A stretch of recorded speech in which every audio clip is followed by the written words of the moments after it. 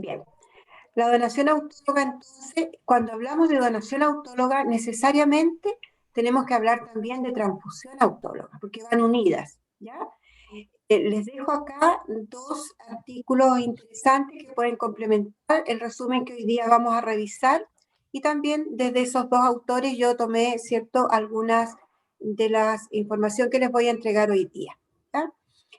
Bueno, vamos a revisar en breve una pequeñita introducción, vamos a definir lo que es la transfusión autóloga o la donación autóloga, vamos a ver las modalidades y finalmente vamos a hacer una breve conclusión de este tema.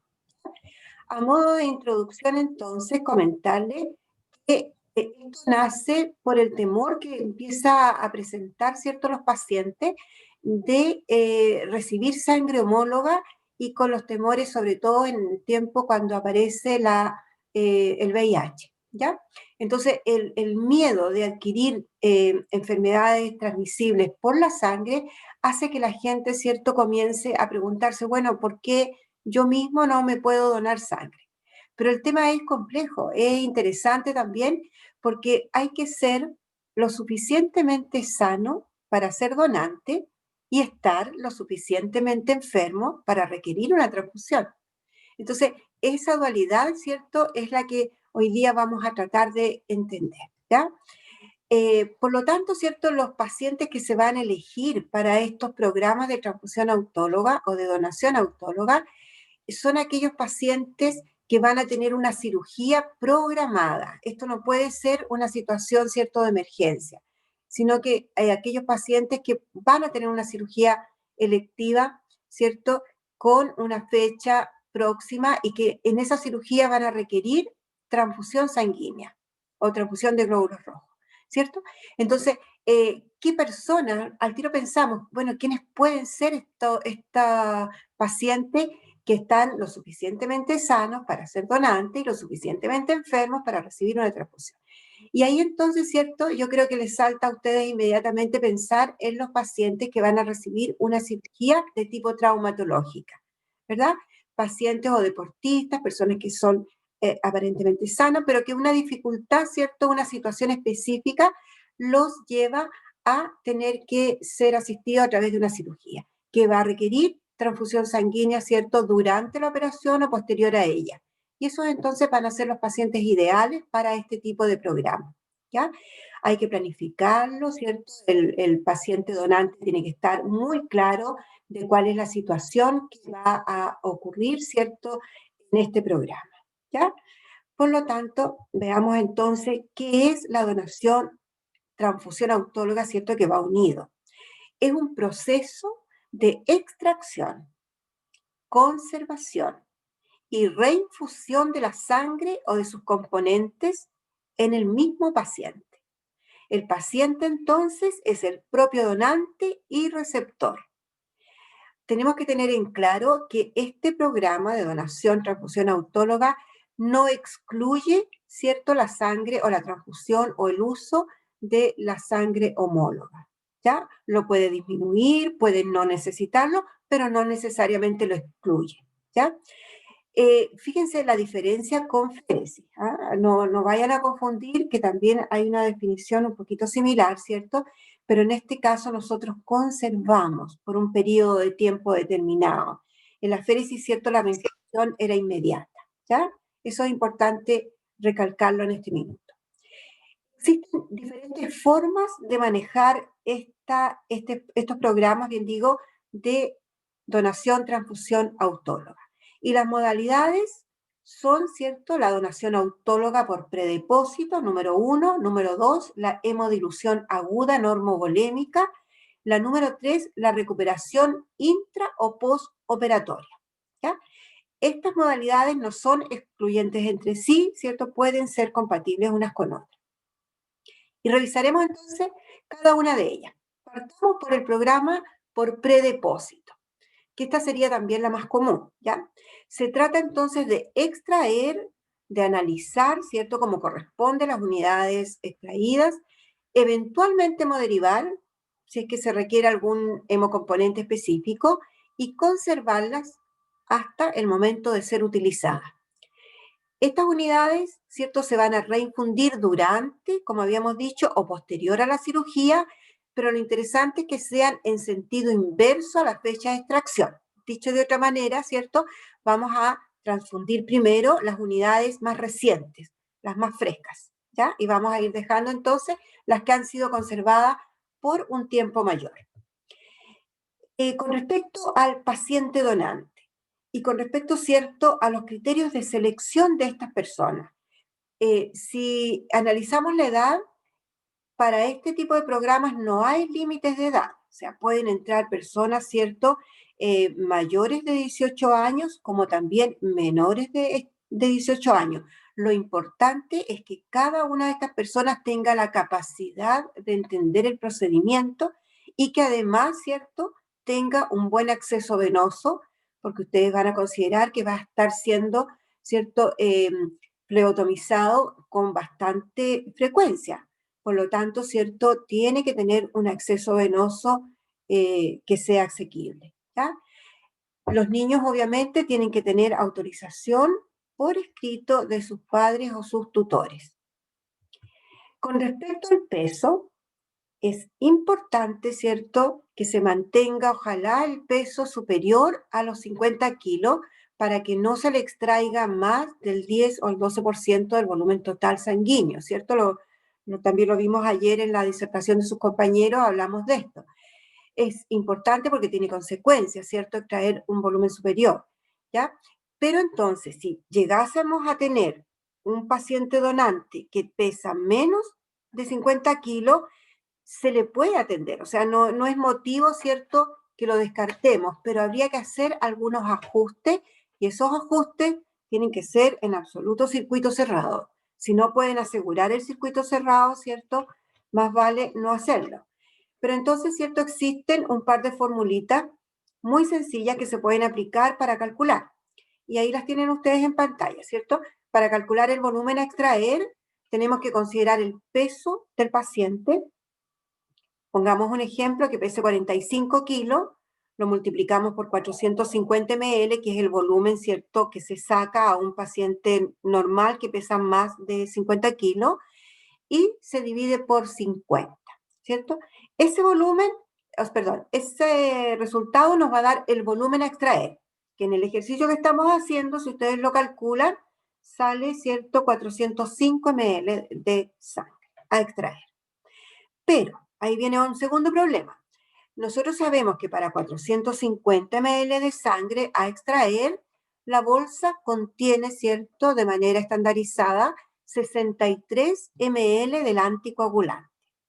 Por lo tanto, si ajustamos el valor a extraer, vamos a tener que ajustar también el volumen, ¿cierto?, del anticoagulante que vamos a dejar en la bolsa. Y ahí entonces viene la segunda fórmula. Ponemos el volumen, ¿cierto?, original, el peso del paciente en kilos, ¿cierto? El volumen original serían los 63 ml del anticoagulante, el peso del paciente en este ejemplo era 45 kilos y lo dividimos por 50, ¿cierto? Y eso nos va a dar un resultado de 56,7, que sería el anticoagulante que debe quedar en la bolsa para que anticoagule los 405 ml que le vamos a retirar a este paciente donante que pesa 45 kilos, ¿ya? Por lo tanto, entonces vamos a tener que sacar, ¿cierto?, un delta del anticoagulante. Y eso es 63 menos el volumen que acabamos de calcular, que era 56,7, y eso nos va a dar, ¿cierto?, 6,3 ml que tendríamos que retirar de la bolsa matriz antes de comenzar la extracción, ¿ya? Y eso va a tener que ser de manera aproximada porque no hay en la tubuladura de las unidades, ¿cierto? No existe el, el, digamos, la graduación para retirar estos ml, ¿ya? Ahora, el anticoagulante no tiene que ser exacto. Recordemos también que 63 ml nos pueden anticoagular 450 ml más menos, ¿cierto? El 10%, más menos. Por lo tanto, acá también, ¿cierto?, hay un delta que se puede manejar, ¿ya? Por otro lado, ¿cierto? Tenemos que... Dígame. ¿Se puede volver a la diapo anterior, por favor? ¿Sí? ¿A qué, o sea, esos 50 que dividen el peso y los 450 ml, ¿de qué son? Siempre va a ser, se va a dividir por 50. 50 son los kilos mínimos, ¿cierto? Que nosotros eh, eh, pedimos al donante para que se le puedan extraer los 450. Ah, ya, profe, gracias. Ya, pues nada. Continuamos, ¿cierto? Con respecto al hematocrito y la hemoglobina, para entrar a este programa, el hematocrito inicial, ¿cierto? No puede ser menor a 33% para cualquiera de los pacientes. Y la hemoglobina inicial no puede ser menor a 11 gramos por decilitro, ¿ya?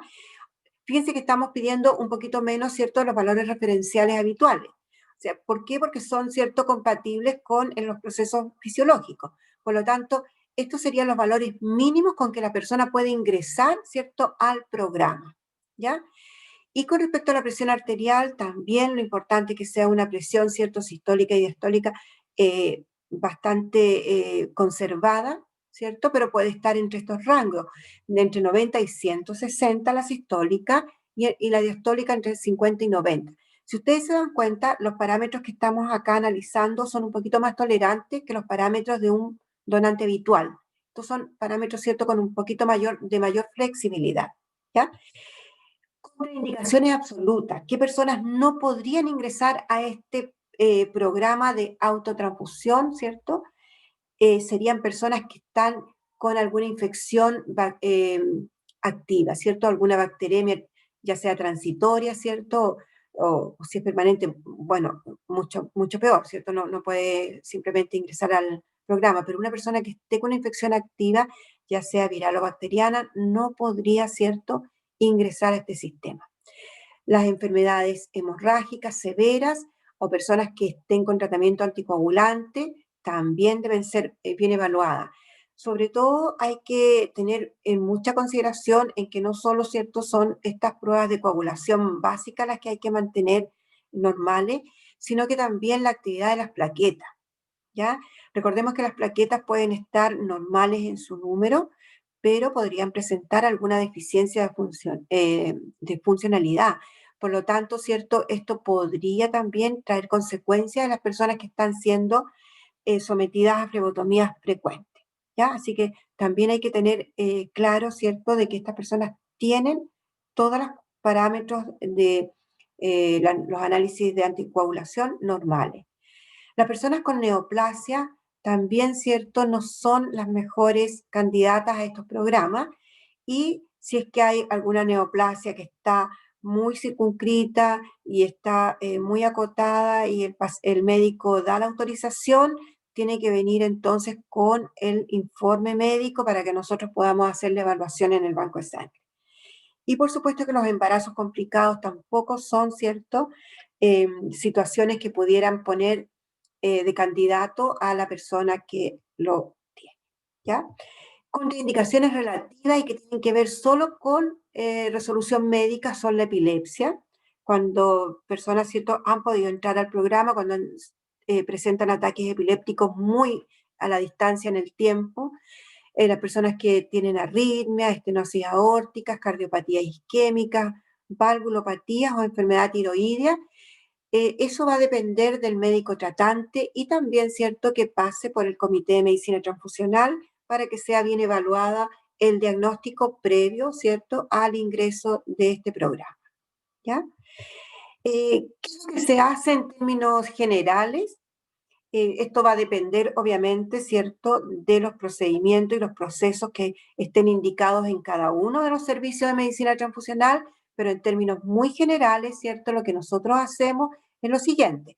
Recibimos, ¿cierto?, la orden firmada por el médico tratante, donde dice que su paciente puede ser sometido a una transfusión autóloga o una autodonación. Y esto debe ser visada por el director, ¿cierto?, del servicio de medicina transfusional. Tenemos que tener el nombre completo del médico. No solo basta que llegue la orden firmada del médico, sino que tenemos que tener nosotros el nombre completo del médico tratante, porque lo tenemos que registrar. El nombre y los 2 apellidos del paciente, el diagnóstico, la edad, la fecha de la solicitud y la fecha de la operación, porque ahí a nosotros nos va a tocar calcular, ¿cierto? Con el número, tenemos que tener el número de la ficha clínica y el número de las unidades requeridas o más o menos, ¿cierto?, estimadas que se van a ocupar en la cirugía de este paciente, ¿ya? Y con eso nosotros hacemos nuestros cálculos, ¿cierto? Si en un mes más tiene 4 semanas para hacerse una cirugía y el médico está pidiendo 3 unidades, ¿cierto? Bueno, nosotros la programamos.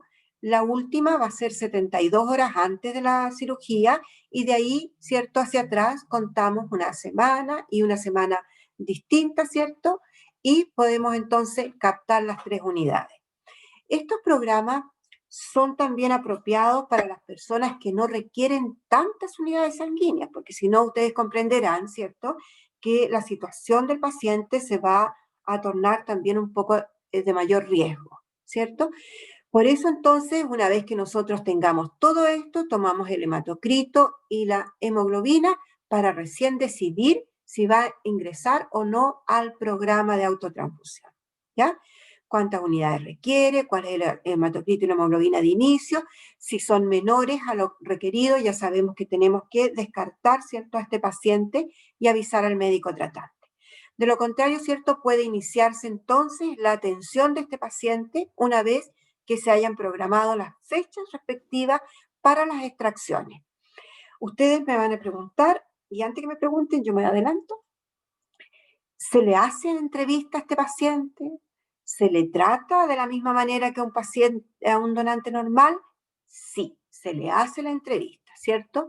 Se le hacen todos los exámenes de preextracción, ¿cierto?, a las unidades respectivas, a las unidades requeridas, y se tamizan también estas unidades. También, ¿cierto?, se les hace todos los exámenes que hay que realizar. Revisemos. Entonces, si es que ya lo aceptamos en nuestro programa, le vamos a informar los objetivos del programa, las ventajas que tiene y las desventajas. Vamos a revisar sus accesos venosos, le vamos a tener que decir cuántas veces lo vamos a puncionar, ¿cierto? Cuál es el proceso al que se va a someter y esto con mucha claridad. Tiene que firmar un consentimiento informado, ¿cierto? De manera física, ¿ya? Tiene que firmar este documento. Cada servicio tiene su propio documento. Se le hace la entrevista, ¿cierto?, se regula el peso, la hemoglobina, el hematocrito, la presión y el pulso. Se programan las fechas. Lo óptimo es una vez a la semana y tal como decía anteriormente, la última donación 3 días antes de la cirugía. Y se le explica la flebotomía y todos los procesos flebotómicos son idénticos, ¿ya? ¿Cómo se identifica la unidad una vez que este paciente donante ya ha ingresado al programa? En la unidad tienen que estar el nombre y los 2 apellidos. Tienen que estar los 2 últimos dígitos del año, el número correlativo en el programa, ¿cierto? Un guión y el número de la flebotomía correspondiente. Ahí en la diapositiva tienen ustedes un ejemplo, ¿cierto? Del año 2020, es el paciente número 6 de estos programas, o sea, hay 5 pacientes antes, ¿cierto?, que están haciendo también el mismo proceso de autotransfusión, ¿cierto? Y este paciente es la tercera flebotomía que se hace, ya se ha hecho 2. Entonces la unidad le vamos a poner el nombre y los 2 apellidos y le vamos a poner, ¿cierto?, 20, que serían los 2 últimos dígitos del año, 006, ¿cierto?, que es el número de paciente en el programa, utilizando 3 cifras, un guión, ¿cierto?, y el número de la flebotomía correspondiente, que en este caso, para este ejemplo, es 3, ¿ya? Tiene que haber una marca visible, que son unas estampillas que se ponen, ¿cierto?, solo para uso autólogo. A cada unidad se le hace, ¿cierto?, la reclasificación sanguínea de ABO, RH y estudio de anticuerpos irregulares. ¿Por qué, me preguntarán ustedes? Si es la misma persona, efectivamente, pero no podemos, ¿cierto?, permitirnos ningún error, por lo tanto, se siguen haciendo los análisis respectivos. Pero solo a la primera unidad que se le trae a este paciente donante se hace el tamizaje para las enfermedades hemotransmisibles. Vale decir, ¿cierto?, la detección de VIH, de hepatitis B y C, HTLV1 y 2, Chagas y sífilis, ¿ya? Si alguno de estos resultados resulta ser reactivo, hay que suspender el programa, ¿ya? Informar al médico tratante, al paciente, ¿cierto? Y continuar con el protocolo correspondiente. Ahora, hay médicos, ¿cierto?, que le pueden indicar que continúe con el programa y eso lo evalúan entre ellos, pero eso es solamente resorte médico, ¿ya? No lo podemos decir nosotros hacemos la información. Estas unidades, ¿cierto?, que se van extrayendo a estos pacientes, hay que almacenarlas en un lugar exclusivo hasta el final del periodo. No se pueden almacenar en el mismo refrigerador, ¿cierto?, donde están las unidades homólogas. Así que tiene que haber un refrigerador respectivo solo para donaciones autólogas o por lo menos una bandeja, aunque ahora las indicaciones es que sea un refrigerador exclusivo. Una vez, ¿cierto?, que se ha transfundido las unidades al paciente donante y si sobra alguna, esta unidad se debe eliminar. No puede ser usada, ¿cierto?, en otro paciente. Aunque el mismo paciente donante diga, la dejo en donación, hay que eliminarla. Recordemos que estas unidades, ¿cierto?, han sido exclusivas, son dirigidas solamente para la persona que las dona y son de una calidad diferente a una donación normal, porque partimos, ¿cierto?, con personas con un hematocrito y una hemoglobina un poquito inferior a la que le solicitamos a un donante normal y en el transcurso, ¿cierto?, de las extracciones pueden haber bajado, ¿cierto?, en algún porcentaje, tanto el hematocrito como la hemoglobina, ¿ya? Por lo tanto, ¿cierto?, no pueden ser usadas en pacientes homólogos. Ahora, estos pacientes generalmente son, ¿cierto?, tratados con terapia férrica hasta después de un mes posterior, ¿cierto?, a su cirugía, para que recuperen todos los parámetros, ¿cierto?, necesarios para que queden en las condiciones óptimas o mejor a cómo habían iniciado el programa. ¿Ventajas esta modalidad? Sí, las tiene, pero también tiene desventajas, ¿ya? Entre las ventajas se puede mencionar que previene la transmisión de agentes infecciosos, obviamente. Previene ciertas reacciones posttransfusionales. Previene también aloinmunización. Estimula la eritropoyesis. Sirve para colectar grupos sanguíneos raros, ¿cierto? Personas que no van a tener donantes homólogos, bueno, si tienen una cirugía programada, son candidatos o buenos candidatos, ¿cierto? Y esa es una gran ventaja de esta modalidad. Y transfundir a pacientes con anticuerpos múltiples contra antígenos de alta frecuencia. A este tipo de pacientes, ¿cierto?, no le vamos a encontrar o nos va a costar muchísimo encontrar una unidad homóloga y que sea compatible para que pueda recibir la transfusión. Por lo tanto, ese tipo de pacientes también son candidatos, ¿cierto?, a estos programas y por supuesto que constituye una ventaja, ¿cierto?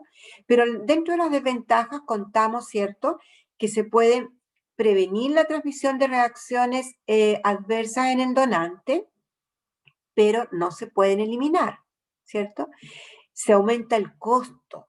Estos son pacientes, ¿cierto?, que hay que atender de manera individualizada y tienen que tener, ¿cierto?, toda una forma de guardar los hemocomponentes, ¿cierto?, durante el periodo que se van a resguardar de manera única, o sea, de manera privilegiada, de manera especial, ¿cierto? Por lo tanto, sí hay un costo dentro del servicio de mayor índice que en una donación o un resguardo de hemocomponentes normales.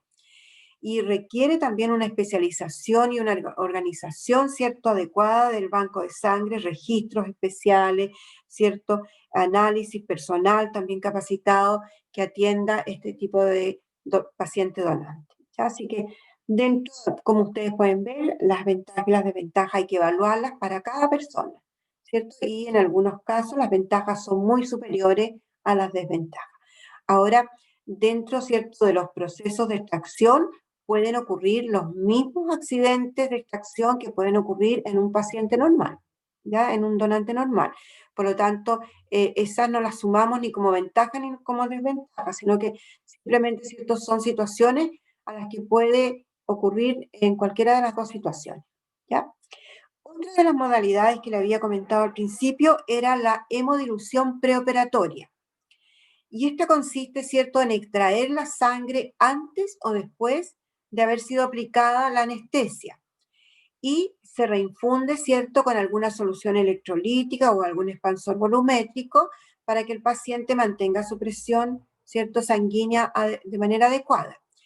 El procedimiento es de absoluta asistencia médica. Nosotros aquí no intervenimos.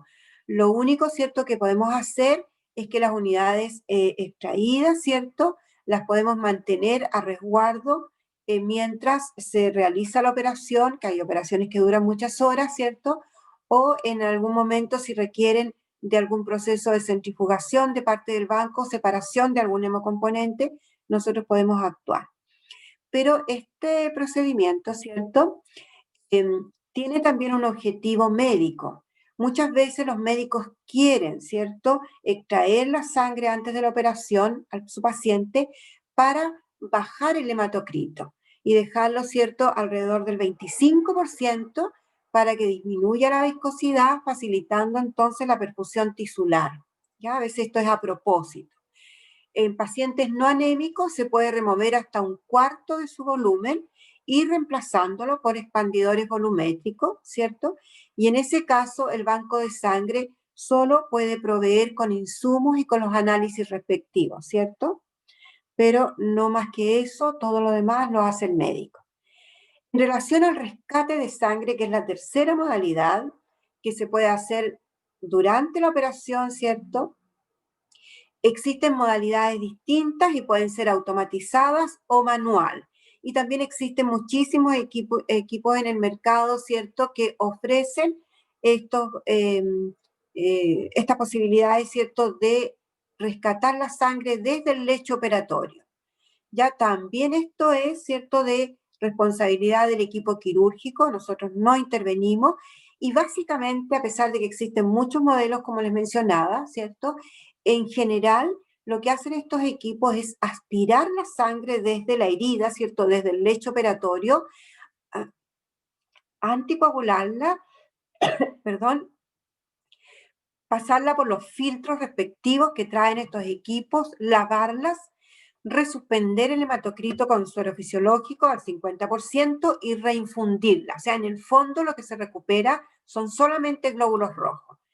Hay que tener muchísimo cuidado, sí, cierto, esto es solamente de decisión médica, porque obviamente los pacientes que están siendo operados de cáncer o que pueden tener mucha solución yodada también en conjunto con la sangre que está cayendo, no puede, ¿cierto?, ser recuperada. Entonces, bueno, los médicos conocen muy bien los procedimientos y los momentos en que sí pueden hacerlo, y es una gran medida, ¿cierto?, que se utiliza bastante, porque cuando no hay sangre y con la escasez de sangre que hay, ¿cierto?, los servicios de medicina transfusional, por supuesto que estas son alternativas válidas, ¿ya? Y se usan, sí se usan, y existen muchos equipos, ¿cierto?, al respecto. Y también se puede hacer de manera manual, ¿cierto? Se trabaja con unos tubos de drenaje que succionan, ¿cierto?, unidos a un filtro, a un matraz que tiene el anticoagulante, ¿cierto? Y luego se lavan y se reinfunden. Ya se pueden conservar también y se pueden reinfundir durante la operación o posterior a la operación. ¿Ya? Aquí tenemos un kit, por ejemplo, existen varios de estos kits y también depende de la marca, ¿cierto? Son los modelos, pero básicamente todos contienen lo mismo, ¿cierto? Ahora, la diferencia es esta campana.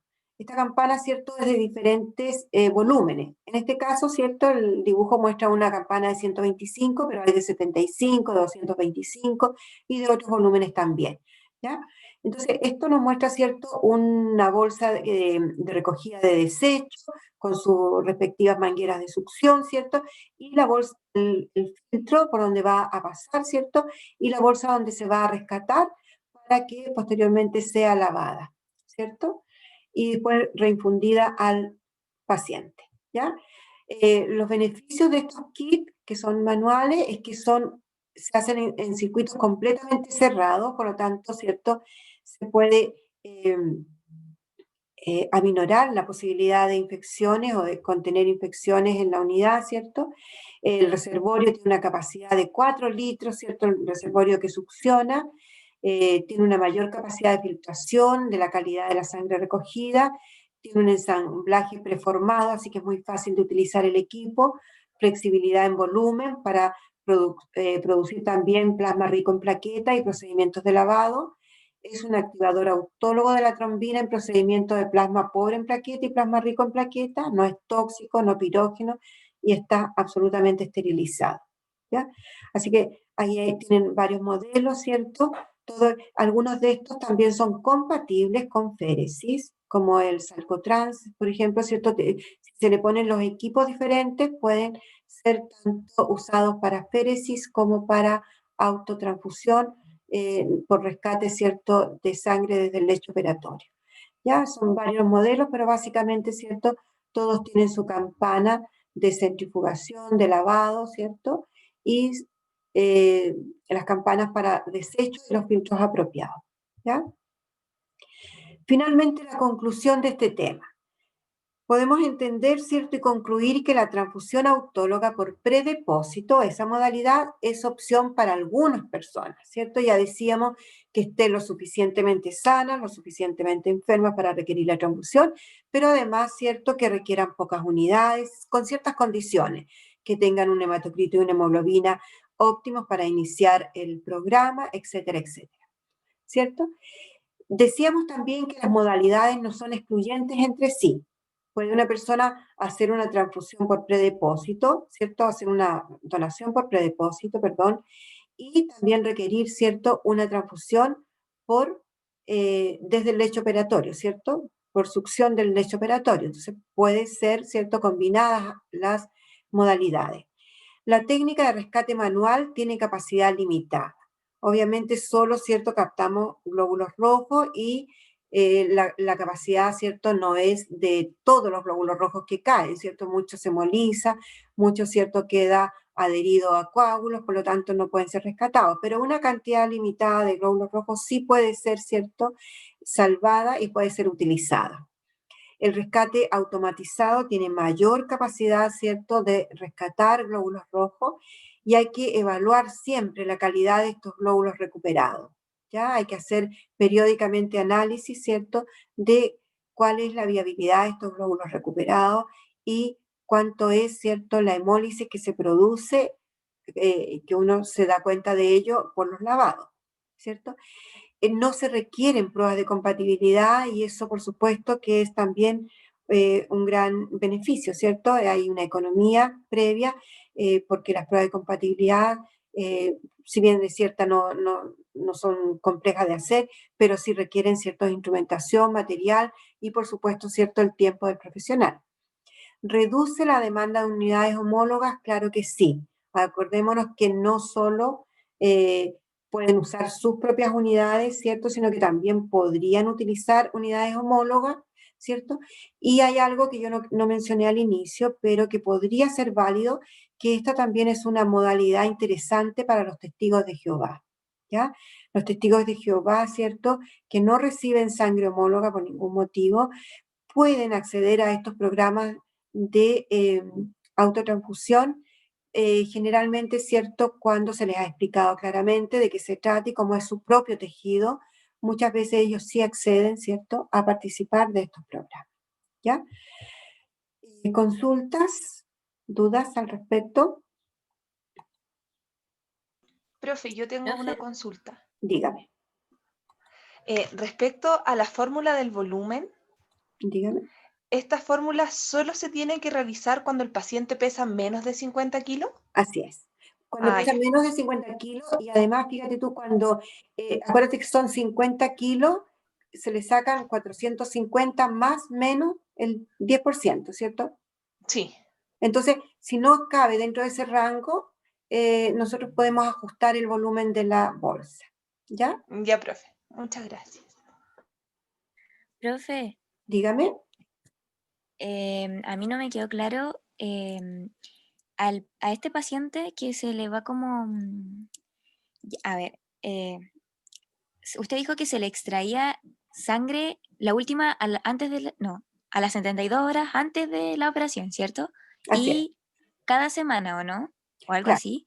Sí, sí, No hay como problema, o sea, me refiero, por ejemplo, cuando uno va a donar, igual tiene que esperar como harto tiempo. Acá como que no. no se espera. Eso no se respeta. ¿Por qué no se respeta?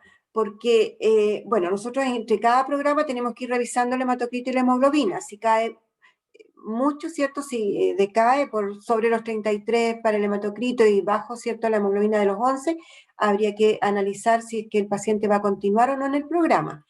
Eh, claro, en esta ocasión, ¿cierto? No se consideran los valores referenciales de un donante común. Acuérdense que esta es una modalidad estricta, es una modalidad solamente para cierto tipo de personas que no aceptan la transfusión homóloga, ¿cierto?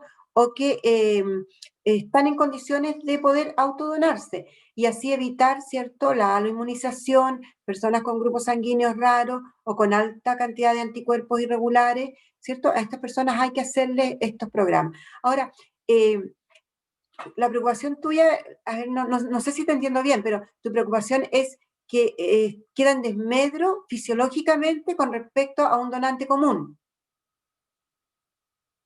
¿o no, No, Alison? no, profe, era más que nada, por ejemplo, cuando uno va a donar, tiene que esperar entre 3 o 4 meses para volver a donar. Sí, Pero en este caso, para la donación autóloga, eran como una semana. extracciones de sangre más seguidas. Claro, lo que pasa es que ellos van a después ser tratados con terapia férrica, ¿cierto? Y van a recuperarse, por eso tienen que ser personas que no tengan problemas de su eritropoyesis, ¿ya? Pero efectivamente son personas, ¿cierto?, que van a ser sometidas a una exigencia fisiológica mayor, ¿ya? Considerando, ¿cierto?, que, a ver, una persona que le baje el hematocrito y que sea compatible con la vida, nos preguntamos cuál es, y eso es súper, súper personal, ¿cierto? Existen rangos referenciales, pero acordémonos que cada persona tiene ciertas tolerancias fisiológicas, ¿cierto? Y que van a depender de su propio estado. Por lo tanto, el médico, si evalúa y que es posible que pueda acceder a este programa, y que después se va a recuperar y va a recuperar su eritropoyesis absolutamente normal, no hay ningún problema. Ya, profe, gracias. Pues nada. ¿Alguna otra consulta?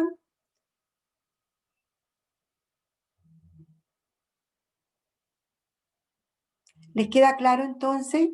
Es un programa especial, ¿ya? Sin duda es un programa especial que sale, ¿cierto?, de los requisitos del donante de sangre común, efectivamente, ¿cierto? Se escapa a los requisitos normales, ¿ya?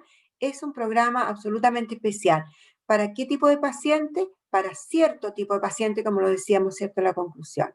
Aquellos que van a requerir una operación que esté programada, ojalá programada, ¿cierto?, que vaya a requerir pocas unidades de sangre, que esté en buenas condiciones físicas. Por eso yo les decía al principio, los ideales, ¿cierto?, son los deportistas.